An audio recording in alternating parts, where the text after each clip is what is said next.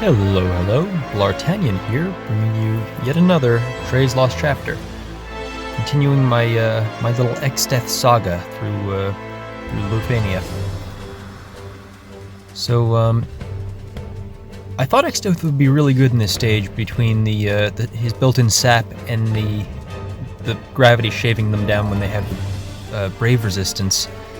In practice, it's kind of been awkward because it turns out he really heavily relies on that Atk Down to neuter enemies, and these guys mostly just kind of ignore that, but they're auto breaks. His damage also, well, okay, is on his own doesn't really keep up from what I was seeing. So after a bunch of kind of enemy phase type teams, I had the idea of what would happen if I just kind of slapped them on there with Cloud and Keiss and took that for a spin. I'd already seen just how effective this team comp of Cloud, Keiss, and a third person is, with Dark Knight Cecil, Kryl, Ramza, the usual suspects. It turns out with Exdeath you can work a pretty similar situation, although you have to be a little bit more, I don't want to say conservative, because by the end of it I still have a goodly number of skills. But to be on the safe side, I use his built-in sap along with Keiss to just kind of run out the orb for a while and get some free damage, because we know, once we get them down maybe to like the 70% range or so, we can tag Exdeath out, and Ramza can probably take it home without Exdeath having to come in again. That's not to say Exdeath doesn't do anything in this fight. It's just that he fills a role that most people could probably have filled in this position. This was a bit more about me bringing a favorite through this Lufenia to kind of keep a streak going than actually having a best-in-slot character for the job. There will be a moment or two where Exdeath's unique qualities will be helpful, but I think I was thinking about this the other day. He has a lot of overlap with Gabronth. Oh, here you see me goof up. I always forget who needs to be targeted with Cloud's EX to break in the right order. Turns out you don't target the one who you want broken second. Does that make sense? No. The important thing is whoever you target isn't the first one to get hit. Right. It's kind of like Ring Holy, similar to that sort of thing. But yeah, Exdeath, he actually has a lot of similarities to Gabronth. They're both kind of these like debuffing, kind of pseudo-weird utility, hog a lot of debuff slots kind of characters. They're really good against people who require breaks, or who put up like, brave reduction effects. And they have ways to protect the party. Gabronth's is a bit more consistent, but Exdeath's I think is more powerful when it works. I'm talking of course about his EX buff. Exdeath also I think has a more potent Atk Down in total, but I'm not 100% on that. Also, not to look to the future too much, but Exdeath is getting a burst, and I don't think Gabronth is at this time, so I'm a bit biased mentioning that. But. So we're getting into a bit of a sticky situation here, where these guys, they keep breaking us, and we're not super thrilled about that. So I'm trying to use, Cloud's paralysis, excess the sap effects we have, and Keiss's turn manipulation to kind of, to set up situations where these guys aren't going to break someone then immediately kill us. You see there a terribly wasted hero support.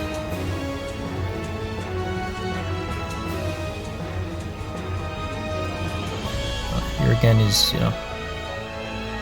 another situation where you're kind of trying to manipulate and control their turns here and there.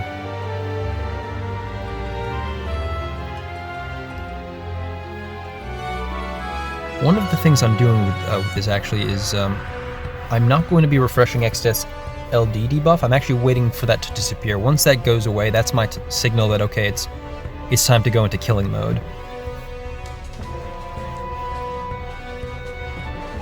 We don't want Keiss's LD debuff falling off though. Now here, this is exactly what we were talking about. Well, to a degree. We're not ready to put down Reno's debuff because we're doing that trick where we put that on when they have 5-frame debuffs on, so that we don't waste time with Numb. Don't get me wrong, Numb's a great debuff, but we don't want... It doesn't really amp our damage the way we want, so we're going to be holding off on that one.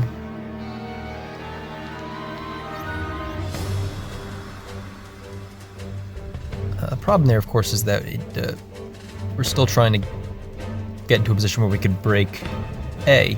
That's where Jack Call comes in this case. Well, I was a little bit sad that like the one use Exdeath I could have had here with enabling that break didn't end up working out. I probably should have just, well, the problem was B was going to get a Brave Break back on Exdeath's turn, which would have put A out of breaking range anyway. That's why I think in this stage Gabranth really has an advantage over Exdeath, because his instant breaks are instant. They don't require setup, and you don't have to worry about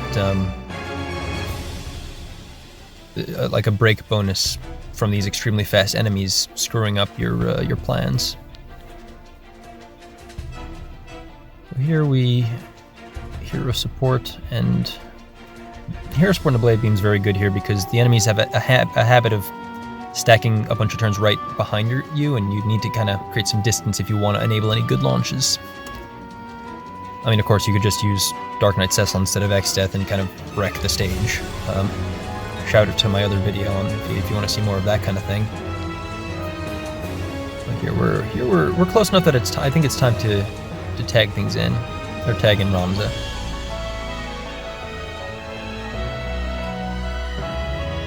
From this point on, it's pretty conventional stuff. Oh, of note, you probably noticed the reason we brought Reno here, despite not having electricity on or lightning damage on the team, is we're doing that trick we did in the other video with Kryl in order to enable Pandemonium. Because Pandemonium brings so much extra damage to a launch-centric team. It's like, what, 25% outside of summon, and then in the summon it's even more, something like that. And here we have the ideal Cloud's launch setup, or burst setup, where we have Keiss right behind him, and he had a free skill. So he was able to finishing touch, Blade Beam the other guy, getting a launch off that. Then we're going to do the free finishing touch off the Blade Beam. Then we're going to EX the other guy who wasn't hit by the finishing. You get the idea. It feels pretty gross, not gonna lie, but it also feels really good. The one sad thing is it seems that somewhere along the line we goofed up the break order. I think they had 3 turns stacked up, and it just happened this way. Luckily, Ramza and Cloud and Keiss, they all have ways to delay the enemy, so I don't think it's going to really matter at the end of the day. But somewhere along the line, if we can correct that break order, it'd be good, just to make sure that we don't have to worry about them attacking us, because we really have no defensive mitigation on this team. I'm hitting the guy who I'd hit with the finishing touch with the Omni Slash, as I think I've mentioned elsewhere, in order to save the launch that was on A from the finishing touch before. So now when Keiss hits, that should also set off another launch.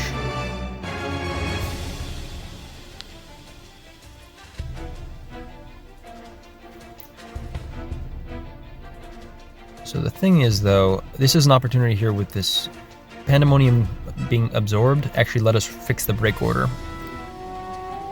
So we end up not using that launch that I set up, but it's probably for the best because it gives us a bit more breathing room.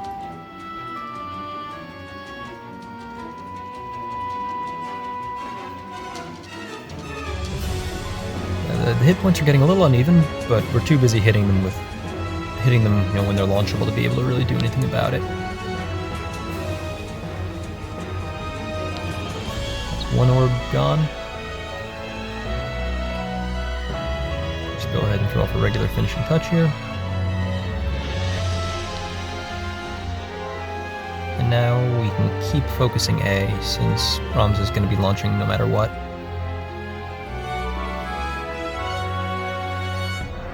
These 3, once you get into kind of killing burst mode, they have so many launches they're going to be throwing out, it almost doesn't matter. It does, as you're going to see at the end, but it almost doesn't. That said, looking at Keiss, he actually has a lot of launches left over. You see here, I used the Critical Crush to get the launch off hero support while saving the launch that was already on A, or on B. This means now I can Blade Beam B and get 2 back-to-back Keiss healed launches, and that's... if that's not the dream, I don't know what is.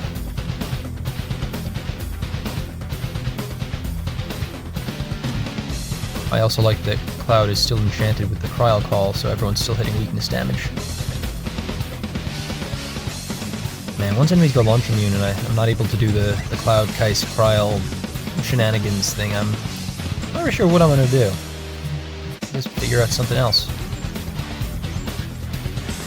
Really funny, I used to be very defensive in my playstyle. I used to basically exclusively play like, you know, tanks and debuffers, and then I pulled Keiss and everything changed.